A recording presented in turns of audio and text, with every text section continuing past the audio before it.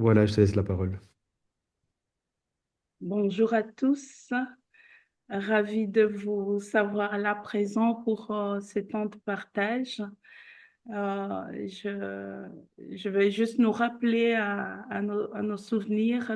Les deux dernières séances, nous avons abordé l'importance pour nous d'être adultes, d'être à l'aise avec la question de la sexualité, notre propre histoire, comment comprendre et apprendre à connaître les enfants que Dieu nous a confiés pour leur transmettre des valeurs par rapport à cette question de sexualité.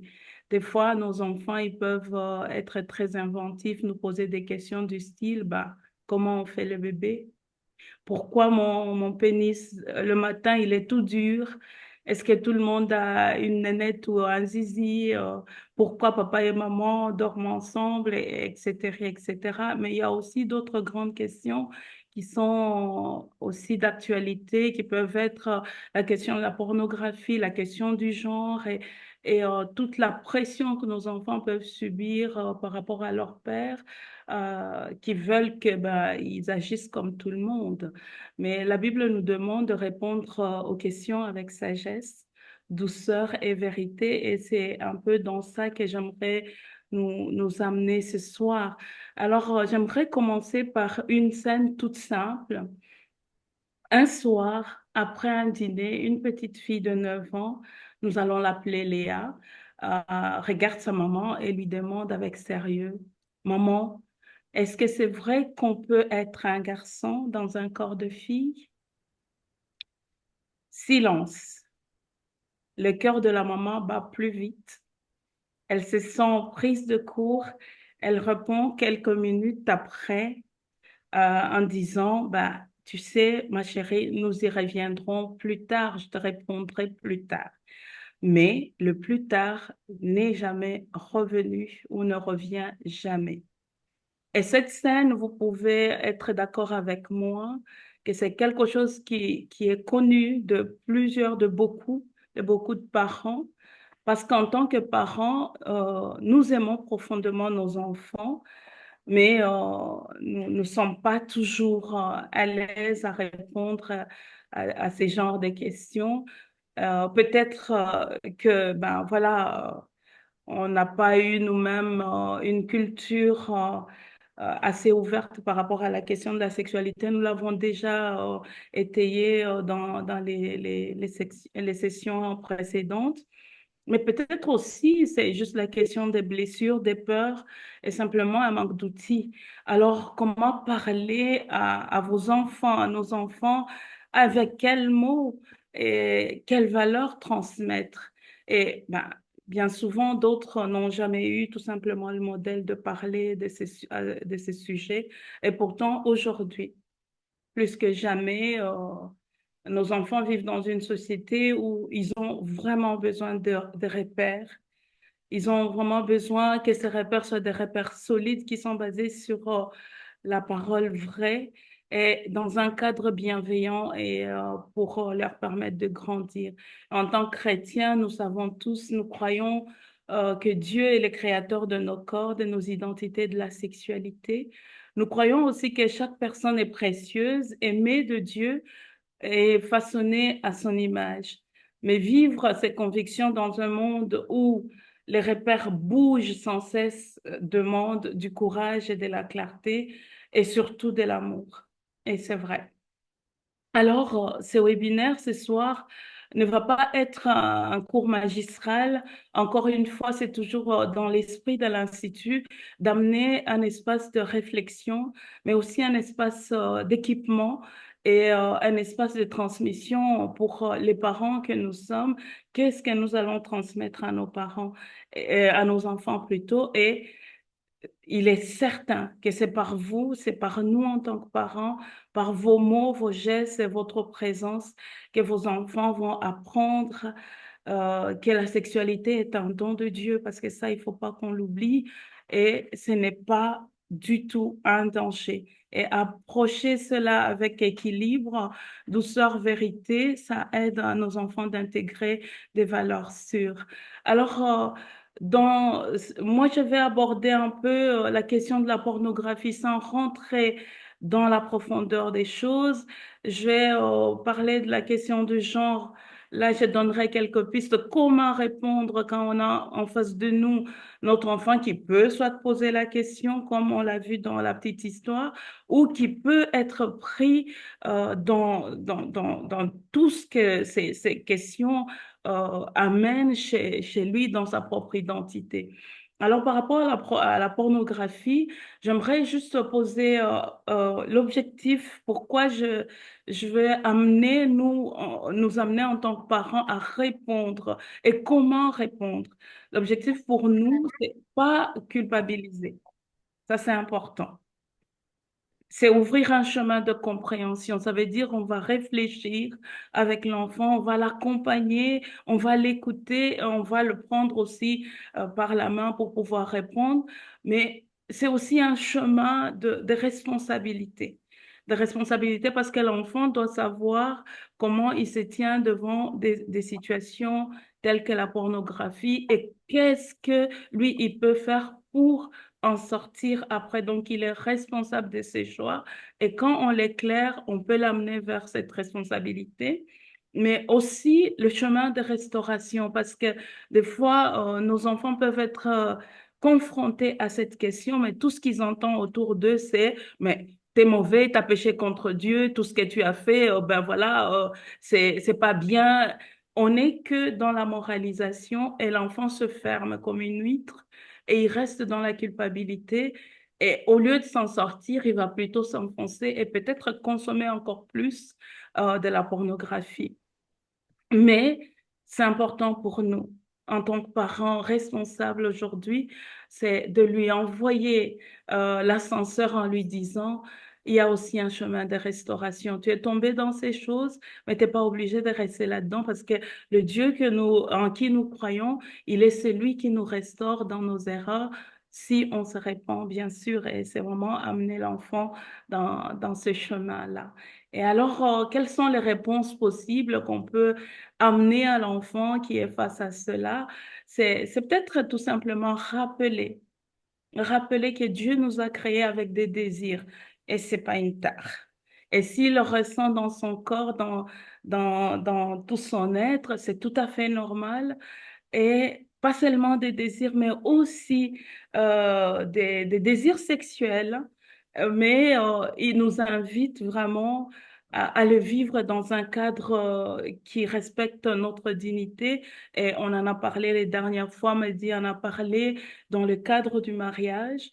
Et il y a tout un accompagnement qu'on peut faire avec l'enfant qui n'est pas encore marié parce qu'il est enfant. C'est pas fait pour les enfants le mariage.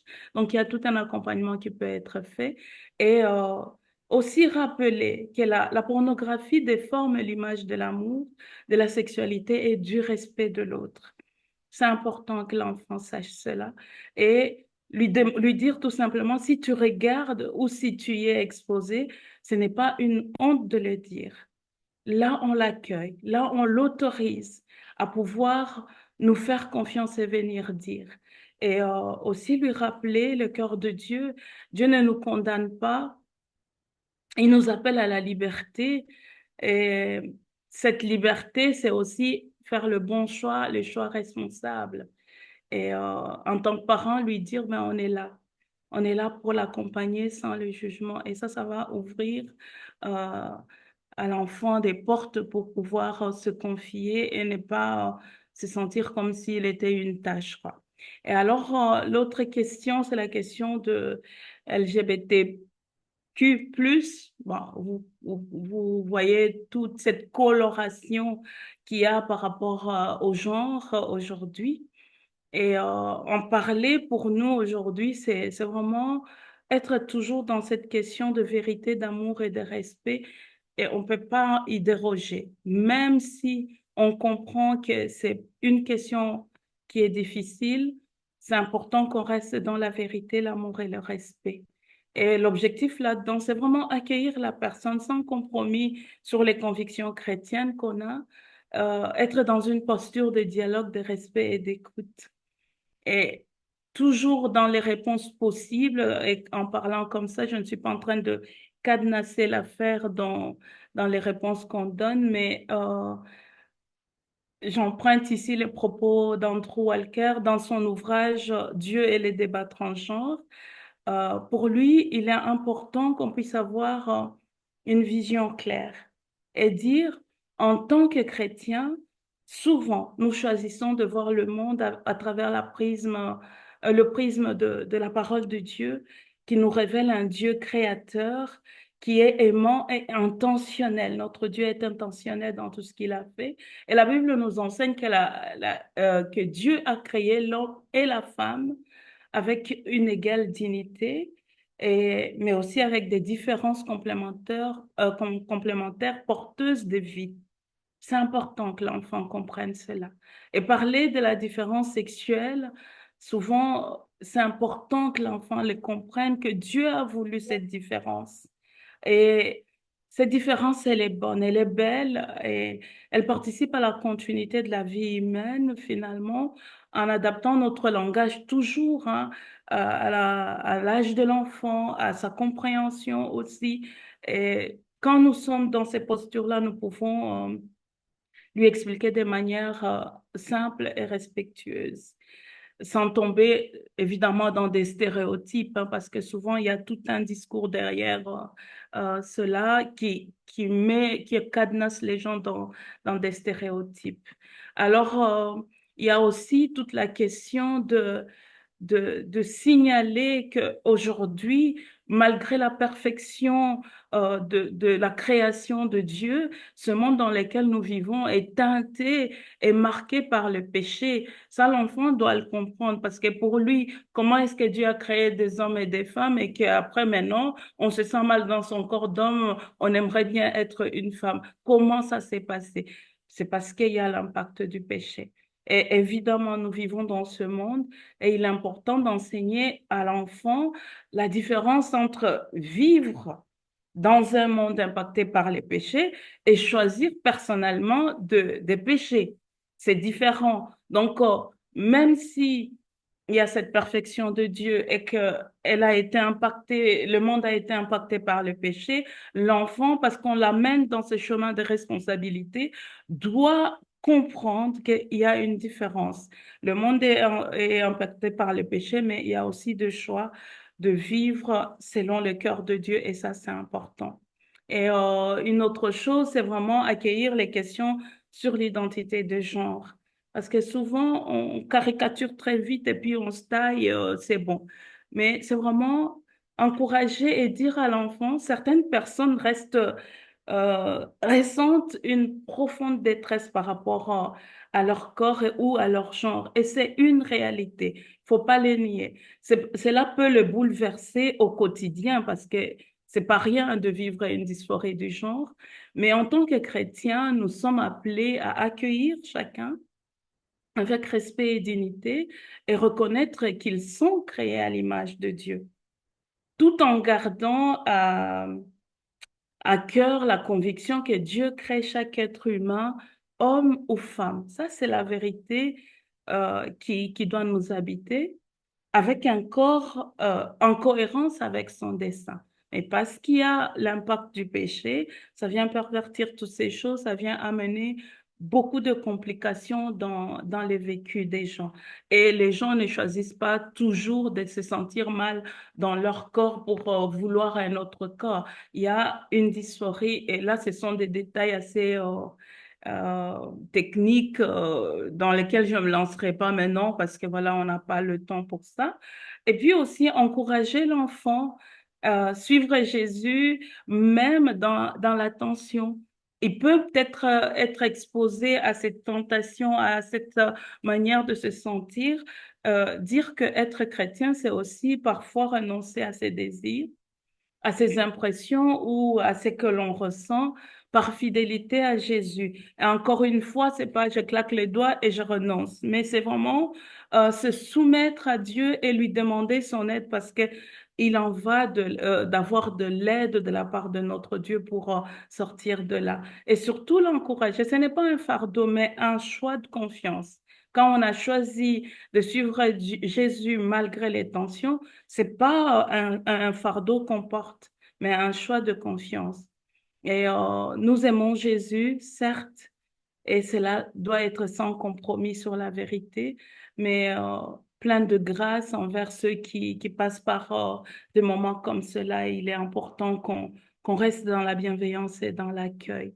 Et succinctement, parce que j'arrive au bout de mon temps, quelques notions sur la pression des pères que nos enfants peuvent subir par rapport à la sexualité où on aimerait, leur génération, leur père aimerait que tout le monde puisse avoir des relations sexuelles, que tout le monde puisse regarder du contenu explicite, se conformer aux autres pour appartenir à une génération, à un groupe, pour ressembler, pour ne pas être différent.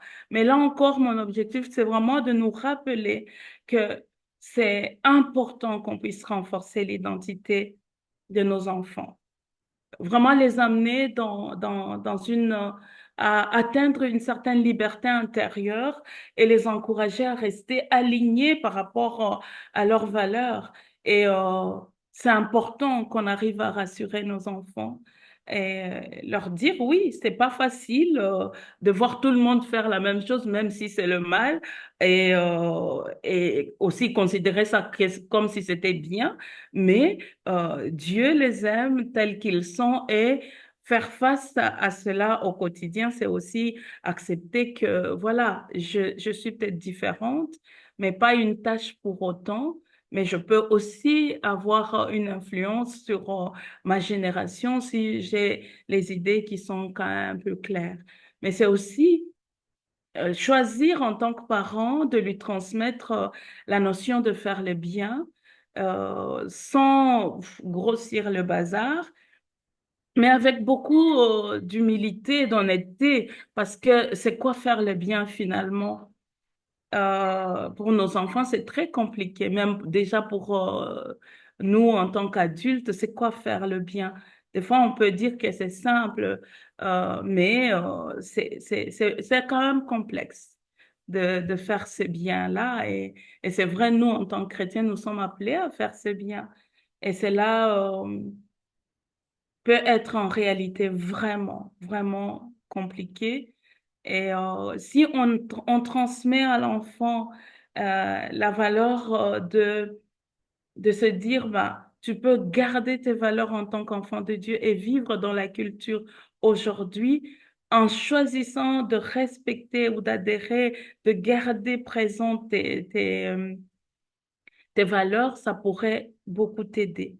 Et alors, la tendance aujourd'hui, c'est quoi? C'est voilà, certains chrétiens vont choisir d'adhérer à la culture dominante, mais comme ça, je ne suis pas ostracisée, pensant ainsi faire le bien parce que je veux du bien à mon prochain, donc je veux quand même être in dans la culture. Et c'est une façon de faire, mais il y a d'autres, par exemple, vont plutôt se dire, ben moi, je m'écarte totalement, je vais vivre au-delà de ces références culturelles parce que la définition du bien pour moi ne doit pas dépendre des normes culturelles ou de l'époque. Ben, là, il y a un enracinement biblique intemporelle et souvent exigeante, mais encore une fois, il faut pas être dans les extrêmes simplement, parce que l'idée, c'est comment est-ce qu'on peut cheminer dans cette culture qui est nôtre, dans laquelle on avance, et comment est-ce qu'on garde le cap en restant dans la vérité, en gardant nos valeurs chrétiennes et en ne devenant pas extrémiste pour autant. Donc, vraiment important de donner alors une référence au-delà de la culture et dire ben, la définition du bien, finalement, pour un chrétien, ne doit pas dépendre des normes culturelles ou de l'époque. Elle doit s'enraciner dans la vision biblique, qui reste quelque chose qui vient nous construire et qui vient nous aider à finalement garder l'équilibre. Et là, c'est très contraignant finalement, cette question de faire le bien, parce que à un certain moment, c'est choisir pour Christ, pour Dieu et pour les valeurs de Dieu. Mais ça reste pas impossible, comme je le disais. Nos enfants ont besoin qu'on leur transmette cela et pouvoir vraiment tenir par rapport à ce qu'ils vivent. Alors, la question centrale dans tout ça, c'est vraiment comment faire le bien face à la pression des pères. Comment est-ce que je peux choisir de continuer à faire le bien alors que le groupe auquel j'appartiens fait tout ce qu'il veut et chacun s'épanouit comme il veut. Mais encore une fois, le véritable enjeu est donc vraiment de la manière de mettre en lumière comment penser, comment parler et agir avec justesse, parce que c'est important. Et ça, on doit les transmettre à notre enfant. Quelle que soit la pression qu'il peut subir, c'est déjà l'équiper dans comment il pense et comment est-ce qu'il peut penser, comment est-ce qu'il peut parler, parce que des fois, on est un peu agressif avec nos carcans, mais c'est vraiment l'équiper pour qu'il sache en parler, qu'il sache parler à ses pairs avec justesse et avec cette douceur, avec cet amour et aller au-delà de la pression. Et je conçois tout à fait que c'est pas évident pour nos jeunes de parler, de penser, d'agir et de parler correctement. Mais en tant que parents responsables, on peut les équiper pour qu'ils arrivent à passer le cap et pouvoir tenir et aussi faire le choix responsable de d'avoir une sexualité qui glorifie Dieu et être bien dans leur peau. Et voilà, je m'arrête là et je vais passer la parole à Aurélie pour qu'elle puisse continuer dans la thématique. Merci à tous pour votre écoute. Merci. Alors Aurélie a un petit problème technique. On va voir si on sait le régler là tout de suite. Et si pas, on va donner la parole à Noémie. Mais donc juste un instant, on regarde pour essayer de régler le problème.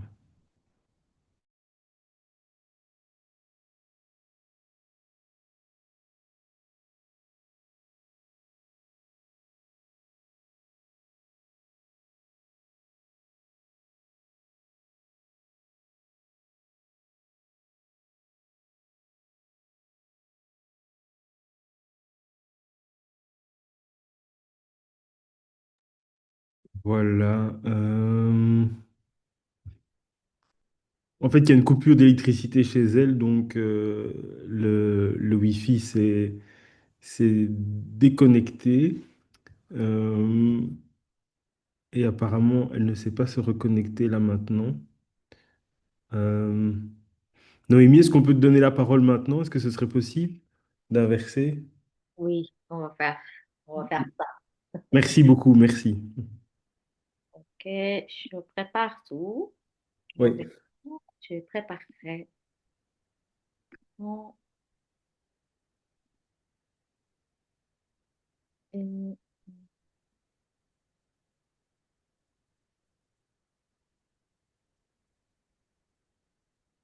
voilà. Vous me dites, et vous voyez tout l'écran? Ouais. Oui. Donc, maintenant, moi, vais vous parler sur la prévention des violences sexuelles. Et pour pouvoir les prévenir, il faut d'abord comprendre ce que c'est, pouvoir reconnaître et après agir. C'est pas évident. Je pense que c'est un sujet assez délicat, mais pourtant réel. Et malheureusement, il y a quand même beaucoup de familles qui sont touchées.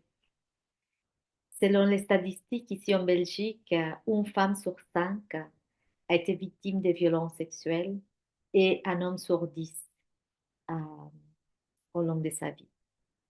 Donc, on ne va pas négliger cette thématique et c'est quelque chose qui va aider. Comment est-ce qu'on peut faire pour outiller nos enfants et nous-mêmes aussi. Donc, il faut comprendre qu'est-ce que c'est une violence sexuelle. Parfois, on peut confondre la violence sexuelle par un acte où il y a pénétration. Mais en fait, la violence est très vaste. La violence sexuelle est très vaste et regroupe beaucoup de formes. Et c'est des actes qui ont été imposés, soit par la force, soit parce qu'ils ont été menacés, ou aussi manipulés, ou contraints à faire quelque chose. Ça peut être un attouchement, un mot prononcé de manière, un mot sexuel, par exemple, une jeune fille qui commence à développer et à voir, on commence à voir ses, par exemple, ses seins, et quelqu'un peut lui faire un commentaire, comme par exemple, et c'est très excitant de voir tes seins grandir. Ça, c'est une violence sexuelle aussi. Et si quelqu'un, par exemple, force quelqu'un d'autre à regarder de la pornographie, c'est aussi la violence sexuelle. Donc, la violence sexuelle vraiment abarque beaucoup de formes. C'est vraiment tout ce qui est des actes sexuels par des gestes, par des mots, par des regards, euh, par des actes aussi. Donc, il faut vraiment enlever de notre esprit que c'est seulement quelque chose qui était par la force et où il y a pénétration. Et qu'est-ce que c'est l'inceste? C'est aussi une violence sexuelle. Mais la forme particulière qu'il y a à l'inceste, c'est que c'est un acte qui est produit au sein de la famille, avec des gens qui sont proches. Souvent, c'est un père ou mère envers son enfant. Ou bien aussi, on peut avoir des frères ou des sœurs plus âgés contre les autres plus petits. Ça peut être aussi un oncle, un beau-père. C'est des liens qui sont proches. Et ces violences sexuelles, souvent c'est difficile à détecter. Mais pourquoi? C'est parce que ces actes sont faits dans un cercle de confiance où il y a une relation souvent de dépendance. L'enfant dépend de manière affective, de manière matérielle envers cette personne qui l'agresse sexuellement. Donc l'enfant aussi, il est envahi par la peur, il est envahi aussi par la honte, alors il garde les secrets. Une des choses aussi qui est importante, c'est pouvoir démystifier les agresseurs. Souvent, on peut penser qu'un agresseur est quelqu'un qui est en train de gâter dans son plein de jeux, qui est en train de gâter à la sortie de l'école. Et pourtant, on voit les statistiques que la plupart des agressions sexuelles sont commises au sein de la famille ou bien dans un entourage très proche de la victime. Comment ils font ces agresseurs? Ils vont gagner la confiance de l'entourage et aussi de la victime. Ils vont se faire sentir indispensables en faisant des services. Ils font flatter la victime et pour pouvoir la tenir dans le silence. Ils utilisent ils sont des outils de contrôle très puissants. Entre autres, on peut voir qu'il y a le silence de la victime. Le silence parce que la victime, il peut sentir de la peur, il peut sentir la culpabilité, il peut sentir la honte.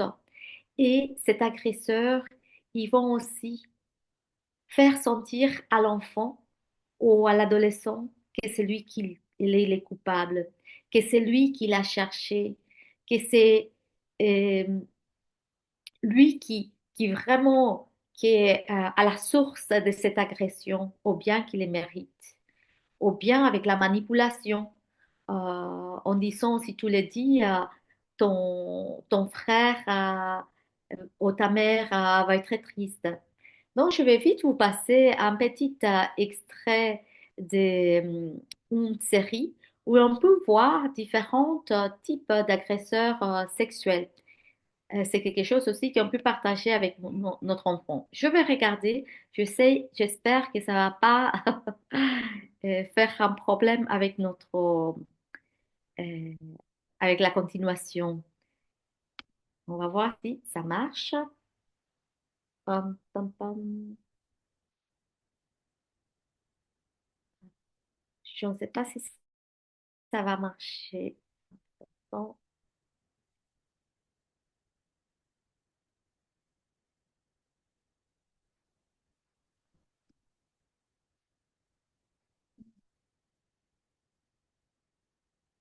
si ça marche pas, on les laissera.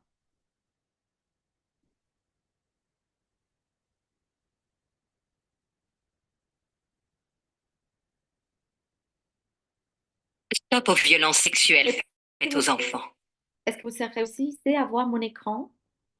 On Oui, voit ton écran et on entend, donc mais tu peux pas à plein écran. pas à plein écran, non. Tu peux appuyer sur le carré en bas à droite. Je vais regarder. Oui. Ah, voilà, voilà.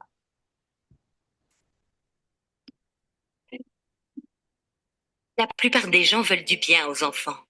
Ils les protègent, les aident à bien grandir et à être heureux. Malheureusement, certaines personnes sont dangereuses pour eux. Elles ne se comportent pas comme elles devraient et font des choses interdites. Ces personnes sont rares, mais elles existent. Drôle d'entraîneur. Bravo les garçons! Vous êtes super prêts pour le match de dimanche. Allez, tous au vestiaire! Salut Lucas, à dimanche. J'y vais, je me changerai à la maison. Moi aussi, mon père m'attend. Salut Elias. Qui c'est les meilleurs? C'est nous, c'est nous. T'es tout seul, Elias? Euh, oui, je suis le dernier. Mais j'ai bientôt fini. Je me suis fait mal à la cuisse. Ce serait gentil de faire un petit massage à ton entraîneur préféré. Sois cool.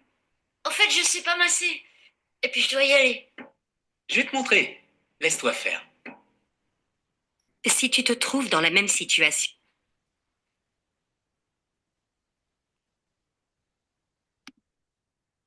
OK, on va laisser ça et je vais essayer de retourner à mes slides.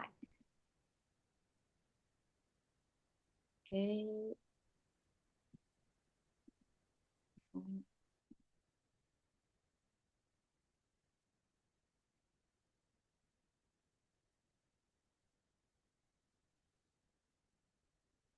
Voilà. Comme ça, vous voyez, c'est les agressions sexuelles, c'est pas toujours un acte de violence, un acte où il y a pénétration, un acte où l'enfant vraiment ont pu visualiser dans leur corps qu'il y a infraction. Donc parfois, ça peut être très difficile à détecter parce que ça peut être seulement des attouchements où l'enfant est mis un petit peu en défaut par l'adulte. Et ça peut arriver avec un entraîneur, ça peut arriver avec un chef scout, ça peut arriver vraiment, surtout dans les cercles proches, qui connaît l'enfant et qui va chercher surtout les enfants vulnérables. C'est dur, mais les agresseurs mentionnent qu'ils choisissent aussi leurs victimes. Et c'est pour ça que nous, comme parents, on doit essayer d'outiller nos enfants pour qu'ils soient les moins vulnérables possibles et pouvoir leur soutenir, les venir en aide. Bon, je parlais tout à l'heure que les enfants, il y a des enfants qui sont vulnérables. Mais pourquoi les enfants sont vulnérables? Il y a certaines dynamiques des familles qui vont rendre ces enfants plus vulnérables que les autres. Il y a des familles dysfonctionnelles et les familles incestuelles. Les familles dysfonctionnelles ne sont pas toujours incestuelles, ça c'est quelque chose qu'on doit faire la distinction, mais les familles incestuelles sont toujours dysfonctionnelles. Dans les familles dysfonctionnelles, il peut y avoir conflit, on peut vraiment, une maman qui crie toujours sur les enfants, qui se fâche, qui les néglige, qui ne fait pas attention à ses besoins, ne sont pas pris en compte les besoins de l'enfant. Les parents, ils sont très occupés dans leur carrière ou bien ils ont des problèmes de dépression ou une autre maladie, ils n'ont pas la possibilité de s'occuper des besoins émotionnels, affectifs et matériels de l'enfant. Euh, dans cette famille aussi, euh, il n'y a pas un cadre stable. Parfois, les parents peuvent être très stricts, parfois très laxistes. Les enfants ne se sont pas protégés pour les adultes. Parfois, l'enfant, il peut se sentir rejeté, méprisé, pas pris en compte, invisible. Et il y a souffrance. Les enfants sont dans une souffrance telle, mais c'est pas parce qu'il y a violence sexuelle, mais parce que la dynamique de la famille, elle est très dysfonctionnelle et il ne prend pas en compte les émotions et les besoins des enfants. Dans les familles incestuelles, c'est différent. Il peut être aussi être dysfonctionnel, mais il y a en plus une confusion des rôles. Parfois, on ne sait pas qui est le père et qui est l'enfant. Il y a cette limite qui sont générationnelles, qui sont floues. Par exemple, un père qui peut avoir les mêmes amis que son fils adolescent, qui peut, il peut s'utiliser les mêmes habits, les échanger, échanger même ses habits, ses sous-vêtements. Euh, et la mère qui est en compétition avec la jeune fille, qui est jalouse parce que c'est elle qui attire plus de regards. Dans cette famille incestuelle aussi, l'intimité de l'enfant n'est pas protégée. Euh, Par exemple, un parent peut rentrer dans la salle de bain pendant que l'adolescent, une jeune fille ou un jeune garçon de 12 13 ans est en train de prendre sa douche avec le prétexte que bah, c'est mon enfant, moi, il a grandi dans mon ventre, c'est moi que je l'ai vu naître, donc je connais, c'est parti, c'est pas un souci ou bien les parents qui va se promener toute nue à la maison.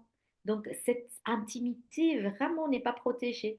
Ça peut être aussi une intimité psychologique où l'enfant a un journal intime et les parents vont aller les lire, va aller voir qu'est-ce qu'il y a. Et pas seulement une fois, parce que comme parents, parfois on se dit, il y a un problème avec mon enfant, qu'est-ce qui se passe? J'ai envie de savoir, il ne parle pas. Et on peut commettre cette erreur d'aller voir et, un- et lire les journaux. Mais dans une famille incestuelle, c'est quelque chose qui est pratiqué de manière régulière où l'enfant, souvent, il peut le trouver même normal. Il n'a pas de limite entre la personne de l'enfant et la personne de l'adulte. C'est comme si si l'enfant était une prolongation de l'adulte. Et la place de l'enfant aussi, on peut le placer comme un partenaire affectif. Et où maman peut prendre son fils comme un confident émotionnel, où elle peut lui raconter ses vécus ou ses problèmes avec leur mari, ou et il peut aussi étaler sa vie sexuelle à l'enfant. Ou bien le père peut marcher dans la rue avec sa fille en train de les prendre par la ceinture avec une connotation qu'on ne sait pas si c'est sa fille ou c'est son amant. C'est vraiment très flou, très confus. euh, Vraiment, ça c'est bizarre. Et c'est très difficile à repérer parce que parfois, on n'a pas d'agression on n'a pas vraiment des actes explicites sexuels portés sur l'enfant. C'est tout dans euh, dans la dynamique qui se joue, qui on peut prétendre être comme des amoureux, on peut faire des collusions, de se lier le père et la fille, et être contre la mère, et le père dire, ah ma chérie, tu es la seule femme qui, euh, qui est extraordinaire, par exemple. Et qu'est-ce qui se passe? Ces deux types de familles, ils vont préparer le terrain pour les abus sexuels. Pourquoi? Parce que l'enfant n'a pas de repères clairs sur ce qui est normal et ce qui ne l'est pas. Et aussi parce qu'il ne sait pas mettre en limite à son psychisme et à son corps. Quelqu'un d'autre peut faire infraction aussi à son corps, peut les toucher de manière bizarre, peut faire des commentaires, mais lui, il ne sait pas qu'il n'est pas normal. Aussi, s'il vit dans une famille dysfonctionnelle où l'enfant il se sent, il a peur de l'adulte ou il n'a pas confiance, il va pas aller oser dire qu'il a un problème. Il va se dire, oh, si je dis ça à mes parents, ils vont me tuer parce que les parents, ils n'arrêtent pas de me punir. Donc, moi, je m'étais. Et donc, l'enfant ne peut pas trouver un adulte où il peut se confier et qui peut les venir en aide. Donc, quand l'abus sexuel est déjà là, comment on peut voir qu'est-ce qui se passe avec l'enfant? Et donc, moi, je vois qu'il y a certains signaux qui peuvent nous alerter. Et je vais vous parler des 4 dimensions dans lesquelles, quand un enfant blessé, il peut manifester son traumatisme. Et on voit, certains auteurs parlent des 4 dimensions, que c'est la sexualisation traumatique, l'impuissance, la stigmatisation et la trahison. Je vais vous expliquer tout ça. Et c'est dans la sexualisation traumatique, l'enfant a vécu quelque chose. Soit il a vécu, soit a vu un acte qui comporte une sexualisation, mais qu'il ne comprend pas. Il ne sait pas, euh, il sait pas vraiment qu'est-ce qu'il sait, comment il doit agir. Et alors, il va les vivre dans son corps par des attitudes sexuelles, soit avec la masturbation ou masturbation excessive, soit euh, il va parler de sexualité, mais il va parler d'une sexualité qui n'est pas, qui n'est pas vraiment pour son âge. L'impuissance, l'enfant, il est vraiment une victime avec une impuissance totale. Il est vraiment piégé. Il ne peut pas sortir de cette situation parce que c'est un enfant ou bien un adolescent qui a besoin de son enfant, qui sa vie dépend d'être nourri, d'être logé. Alors l'enfant, il va l'exprimer par certains comportements. Il l'exprime par les cauchemars, par des sentiments d'angoisse. Il peut l'exprimer aussi par la peur. Il peut aussi se dissocier pour pouvoir s'évader dans sa tête. L'estigmation, c'est une autre dimension qui peut être aussi présentée par l'enfant ou euh, vu que l'enfant a honte parce qu'il ne sait pas vraiment, mais il se dit que c'est bizarre, que c'est ce qui arrive est assez flou. Euh, il ne sait pas vraiment si c'est bon, si c'est mauvais. Alors, l'enfant commence à se sentir sale. Il commence à se sentir qu'il y a un problème, que peut-être c'est sa faute. Alors, il se replie sur lui. Il peut avoir de la tristesse. Et il y a quelque chose qui arrive sur l'enfant. Il commence à sentir que lui, il est méchant, que lui, il ne vaut rien. Et que lui, peut-être, excusez-moi l'expression, mais il peut se dire, moi je suis qu'un caca. Euh, et donc, il va le faire par certains, euh, on peut voir qu'il peut avoir certains comportements autodestructifs aussi, de l'automutilation. Les enfants, ils peuvent avoir différents comportements. Quand c'est la dimension de la trahison, l'enfant, normalement, il a confiance en ses parents. Mais quand il y a une agression sexuelle, ils se sont trahis. Ils se sont trahis par cette personne avec laquelle il aime, par cette personne avec laquelle il avait déposité sa confiance. Donc, l'enfant, il va être blessé dans cette confiance. Il va se sentir trahi, il va se sentir abandonné. Alors l'enfant peut avoir alors un problème d'attachement sécure. Il peut avoir de la méfiance envers les adultes, ou bien au contraire, euh, une grande dépendance. Un signe qui doit alerter aussi chez les enfants, qui marque surtout les autres dimensions. Parfois, on ne peut pas vraiment voir explicitement qu'il y a agression. Mais s'il y a des signaux physiques dans les organes génitaux, et aussi il y a des maladies transmissibles sexuellement, ça, c'est des choses qui vraiment, il faut absolument nous alerter et consulter. Qu'est-ce qui se passe? C'est que l'enfant vit quand il y a des agressions, ne reste pas seulement une histoire du passé, mais malheureusement, il y a des conséquences à long terme. Il y a des conséquences sur l'estime de soi, sur la santé mentale, sur les relations interpersonnelles, sur la vie sexuelle et sur les conduites à risque. La santé mentale peut décroître et avoir un impact dans la vie adulte, avoir de la dépression, avoir des troubles anxieux, des troubles dissociatifs. Il peut avoir un problème d'estime de soi, vraiment se sentir en honte, se sentir sali. Ces relations interpersonnelles peuvent être euh, conflictuelles ou bien des dépendances.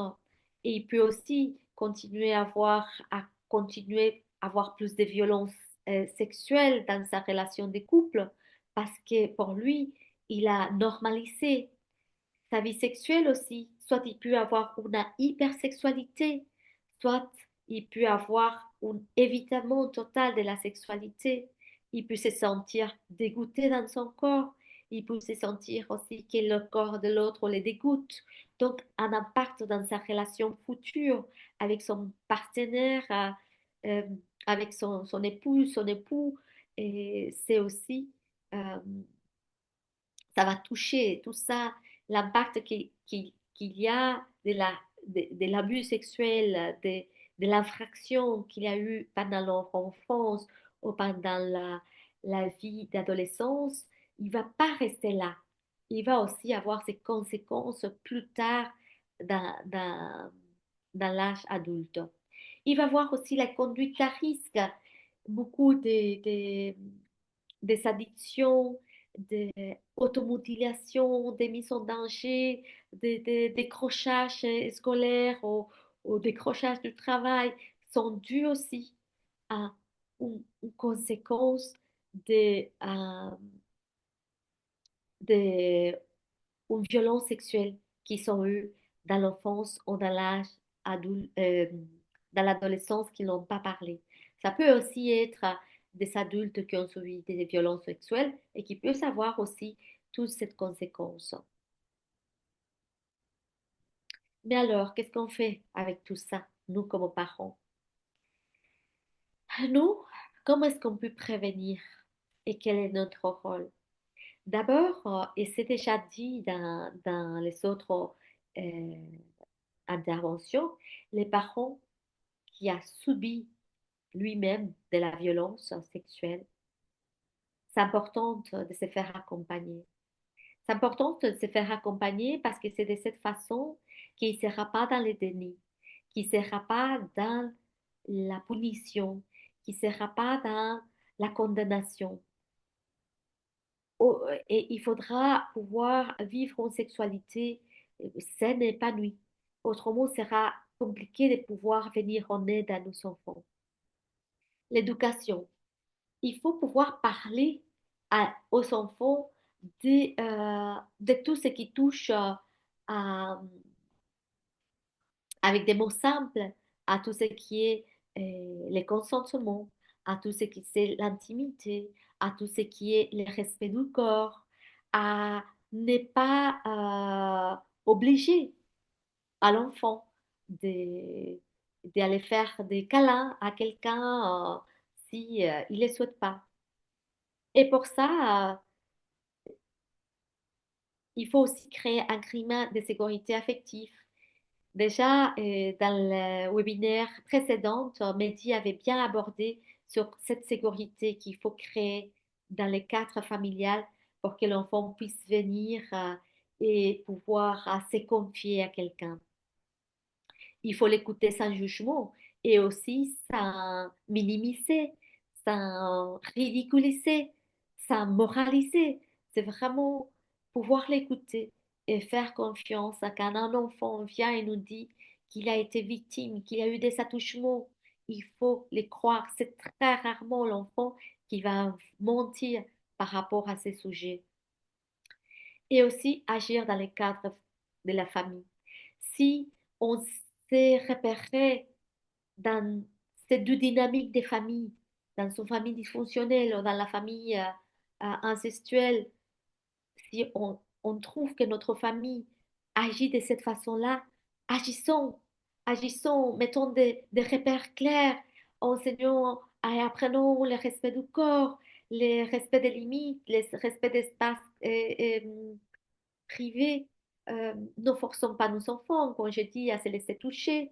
Euh, il faut vraiment que, que nos cadres de famille puissent changer et pouvoir offrir un climat plus sécur, plus sain. Établir des règles, comme je disais tout à l'heure, sur le respect, sur les limites et surtout être attentif au comportement des adultes autour de nos enfants. Si par exemple son prof des sports, de football vient et il adore embrasser nos fils, nous, on peut mettre la limite et dire, ça, c'est interdit. Je ne veux pas voir ça. Et à ce moment-là, si est un potentiel agresseur, lui, il peut dire, ah, cet enfant, il y a des adultes qui surveillent, il y a des adultes qui sont attentifs. Et à ce moment-là, c'est déjà très dissuasif. Il faut briser les tabous. Vous l'avez vu dans les autres aussi webinaires. Et les pires, c'est le silence. On pense qu'en disant rien, on peut protéger nos enfants, on peut prévenir, mais c'est tout le contraire. Parler de sexualité n'est pas parler de sexe. Parler de sexualité, c'est parler des limites, c'est parler de la sécurité, c'est parler des valeurs, comme ça a été dit aussi dans les autres webinaires par Amélie de la fois passée. Donc, toutes les valeurs qu'il y a, euh, et nous, comme parents, on peut vraiment venir en aide à nos enfants pour les rendre, pour les outiller et qu'ils soient les moins vulnérables. Qu'est-ce qui se passe si malgré euh, avoir outillé l'enfant ou malgré les, euh, que nous, on était en train de voir si tout s'est passé bien avec notre enfant, il y a eu une agression sexuelle. Et comme je vous avais dit de départ, l'agression sexuelle, c'est pas seulement qu'il y a eu une pénétration, une infraction physique dans le corps de l'enfant. Non, l'agression sexuelle, ça peut être, comme on a vu dans la vidéo, un entraîneur qui fait des attouchements, qui touche le corps d'un enfant avec les désirs d'avoir de la jouissance. Donc, qu'est-ce qu'on peut faire ici en Belgique? D'abord, on peut écouter l'enfant, les croire et aller dans les services compétents. On peut appeler la police. euh, on peut appeler pour déposer plainte. On peut aller déposer plainte à la police. On peut aussi se rendre à un service de prise en charge des violences sexuelles. Il y a plusieurs ici en Belgique. Et là, vous allez avoir des soutiens psychologiques. Vous pouvez aussi porter plainte là-bas. Ils vont vous écouter, vous dire qu'est-ce qu'il faut faire. Il y a aussi des lignes d'écoute. Il y a les lignes d'écoute 1712 où vous pouvez téléphoner, ou bien SOS Enfants, ou bien les 103 qui est l'écoute enfant. Il y a plusieurs manières de pouvoir accompagner les victimes et les parents. Ou aussi c'est un parent qui est quelqu'un qui est agressé, aussi quelqu'un de confiance, une sœur, une grande sœur, un oncle, une tante. Et signaler les faits de la police. Parfois, je pense que les familles ne veulent pas les signaler parce que ça touche un membre proche de la famille. Parfois, il y a aussi la peur. Si c'est un père ou une famille puissante, par exemple, mon, mon employeur qui a commis des attouchements envers mon enfant, peut-être la personne va avoir peur de les dénoncer et de les signaler à la police. Donc là, il faudra que les parents se fassent accompagner, qu'ils puissent se dire, moi je suis l'adulte, je dois protéger mon enfant et, et prendre nos responsabilités comme parents. S'il y a un des parents parfois qui n'est pas en accord avec l'autre, essayez de vous chercher de l'aide.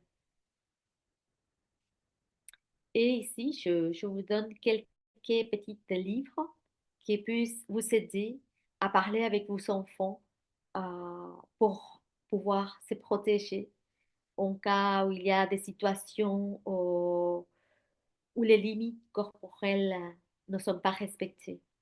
Ici, j'ai mis aussi des autres livres où c'est pour un, c'est en anglais et c'est pour les personnes qui ont un ministère dans l'Église et comment accompagner à ces victimes. Et vous pouvez trouver aussi dans beaucoup de plateformes d'écoute sur YouTube, sur Audible et des autres plateformes. Vous avez des podcasts sur comment protéger son enfant des violences sexuelles. Donc voilà, pour moi, c'est tout. Et je vais passer la parole à Aurélie si elle est déjà disponible. Oui, bonjour! Bonjour à tous, je suis là malgré les petites périphéries. Donc moi, je vais parler de la notion d'intimité qui est vraiment importante, que ça soit chez les enfants ou chez les ados. Et donc à la première séance, on avait un petit peu parlé du développement psycho-affectif de l'enfant, que voilà, quand ils sont tout petits, ils sont voilà, dans leur phase où ils aiment bien explorer ce qui se passe autour d'eux, donc au niveau de leur corps, qu'ils aiment bien voilà, s'exhiber, qu'ils découvrent en fait leur corps. Et donc, il est important, en tout cas, de parler d'intimité à ces enfants, parce que ça va leur permettre de pouvoir voilà, mettre un cadre. Donc, après toute cette phase où voilà, ils cherchent, ils s'exhibent, donc ils n'ont aucune pudeur, parce qu'ils se montrent leur partie intime et tout, etc., à cause de leur curiosité. Mais à partir d'un certain âge, donc vers 4-7 ans, ils vont commencer à vouloir un petit peu plus d'intimité. Donc, on pourra observer qu'ils vont commencer à fermer la porte de la salle de bain, ils vont commencer à se cacher, ils vont pas vouloir qu'on les regarde, toutes ces choses-là. Mais voilà, ça fait partie en tout cas ils vont commencer à être beaucoup plus pudiques. Donc, quand on va parler d'intimité, donc ça va être beaucoup plus dans la pudeur, dans la notion de la pudeur. Et donc, en fait, ce qui va se passer, c'est que petit à petit, il va prendre conscience du regard de l'autre. Donc, il va prendre conscience qu'il a un corps, que ce corps est à lui. Et donc, au fur et à mesure qu'il va grandir. Donc, il va commencer à vouloir, en tout cas, comme je disais, fixer certaines limites. Euh, et donc, c'est à nous aussi à pouvoir, voilà, quand l'enfant va vouloir avoir un petit peu plus d'intimité, de s'habiller tout seul et tout, de pouvoir aussi l'accepter. Et donc, parce que il va se sentir, en tout cas au niveau de l'estime de soi, donc il va se sentir tout simplement respecté par son corps. Ok. Et cela, ça n'a rien à voir avec la honte euh, voilà, ou le corps. C'est vraiment par rapport au fait que il prend vraiment conscience. Donc l'enfant prend vraiment conscience qu'il a des parties génitales, que c'est privé. Et donc, c'est important de pouvoir en tout cas l'encourager là-dedans, pas en mode oh ça va, je suis ta maman, c'est déjà vu tout nu. Non, mais c'est de vraiment pouvoir respecter ce passage-là. Et donc, il y a une évolution à tout ça. Donc, avant 2 ans, ils vont être plus dans la découverte du corps. Ils vont exposer leur nudité. Ils vont être curieux au niveau de leur partie génitale et des sensations que ça les procure. Vers 3-4 ans, ils vont être curieux du corps de l'autre. Donc, ils vont commencer à comparer leur corps au corps des autres. Ils vont avoir l'envie d'apprendre. Ils vont commencer à se poser des questions sur le corps de l'autre et sur les différences de sexe. Et vers 4-5 ans, à ce moment-là, ils vont s'ouvrir aux autres. Ils vont prendre conscience de leur identité propre. Et c'est à ce moment-là que va naître la pudeur. Alors, pourquoi la pudeur voilà, pourquoi tous ces en tout cas les comportements des parents sont importants? Ça va influencer la manière dont l'enfant va mettre ses limites par rapport à son corps.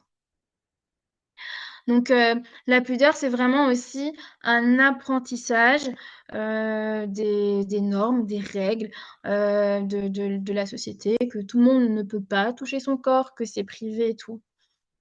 Et donc, il va comprendre aussi qu'il ne peut pas se mettre tout nu devant tout le monde.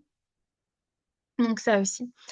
Et ce qui est important aussi par rapport à ça, c'est que je sais que parfois, il y a des parents qui aiment bien se laver avec leurs enfants à partir d'un certain âge. En tout cas, de pouvoir éviter le faire. Ou si on remarque un certain malaise, de ne plus, en tout cas, le faire. Et vraiment être dans un encouragement, à l'encourager voilà, est-ce qu'il veut commencer à se déshabiller tout seul? Est-ce qu'il veut, voilà, prendre en tout cas son intimité en main? Et c'est là aussi vient la notion du consentement. Donc le consentement, c'est quoi? C'est le respect de soi et la capacité de reconnaître ses limites et à pouvoir les exprimer. Et donc, il faut faire attention de pouvoir tenir compte des limites qui vont être exprimées par l'enfant. Donc, c'est vraiment important que son consentement puisse être entendu, respecté. Et voilà, comme par exemple dans la notion dont on parlait d'intimité. Et donc, c'est à ce moment-là, il va se sentir voilà, valorisé à l'intérieur de lui et il n'aura pas de mal à pouvoir dire son consentement, à dire non, je ne suis pas d'accord, je ne veux pas qu'on me touche. Voilà, comme ma collègue en tout cas le disait, l'enfant, voilà, si on ne lui apprend pas, si on ne lui encourage pas, il ne va pas savoir ce qui est normal ou pas normal parce que c'est nous, les adultes, et voilà, les enfants nous font confiance. Mais dès qu'on on leur apprend et on les encourage quand ils rentrent dans leur phase de pudeur, qui veulent pas se déshabiller devant nous, qui veulent avoir leur petit moment à eux, ça leur permettra, si jamais voilà, on n'est pas, parce qu'on n'est pas toujours en tout cas présent, ça leur permettrait de pouvoir en tout cas pouvoir dire non, de pouvoir marquer leur consentement. Donc c'est important aussi, par exemple, lorsqu'on est voilà, dans les réunions de famille, des fois on peut remarquer qu'il y a un enfant, bon, c'est vrai que des fois ça peut être un caprice, mais des fois c'est peut-être pas un caprice quand un enfant ne veut pas faire la bise à quelqu'un. Bon, il doit toujours être poli, dire bonjour, mais voilà, si on sent qu'il est mal à l'aise pour faire la bise à quelqu'un, mais c'est pour ça, c'est important de pouvoir mais voilà, questionner cela, pourquoi il est mal à l'aise, comment il peut dire bonjour autrement, enfin trouver voilà, en tout cas ensemble d'autres solutions. Le consentement, il est aussi lié à l'estime de soi et à la confiance en soi. Donc c'est vraiment, c'est ultra important parce que ça va accorder en fait à votre enfant l'importance de pouvoir exprimer ses sentiments, ses émotions et qu'il a de la valeur, tu vois, que cela a vraiment de la valeur. Le consentement, donc déjà s'il arrive à poser ses limites avec lui-même, il va aussi respecter les limites des autres. Donc le consentement de l'autre. Donc c'est ce qu'il va apprendre à la maison, qui va reproduire à l'école. Lors de voilà, le fait de respecter le consentement des autres. Parce que des fois, à la maternelle, ce qui peut arriver, c'est qu'il y ait des enfants qui se font du touche-pipi, qui sont curieux, qui veulent regarder, qui veulent toucher.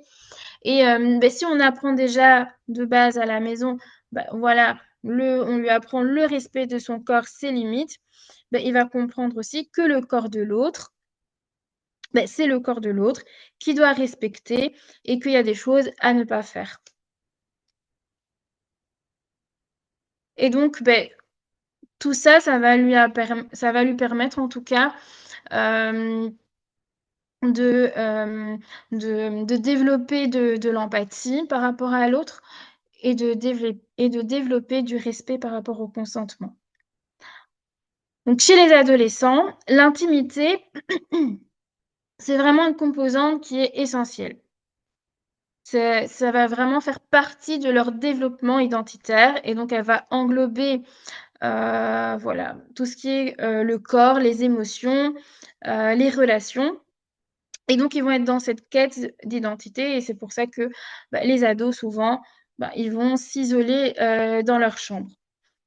Ce qui va représenter pour eux aussi l'identité, c'est toutes leurs interactions sociales, les normes culturelles, les expériences personnelles et ceux qui vont être transmis et donc les valeurs en tout cas qui vont leur être transmises et c'est ça qui va établir en tout cas des frontières personnelles par rapport à la sexualité. C'est ça qui va construire leur vision de la vie amoureuse, de comment comment ça se passe. Et donc, c'est pour ça que c'est important de pouvoir, quand on parle de la notion d'intimité, de pouvoir leur faire part, parce que nous, voilà, on est des chrétiens, par rapport à ce que la parole dit. Qu'est-ce que la parole dit par rapport à l'intimité et leur faire comprendre que leur intimité, elle se passe dans la présence de Dieu.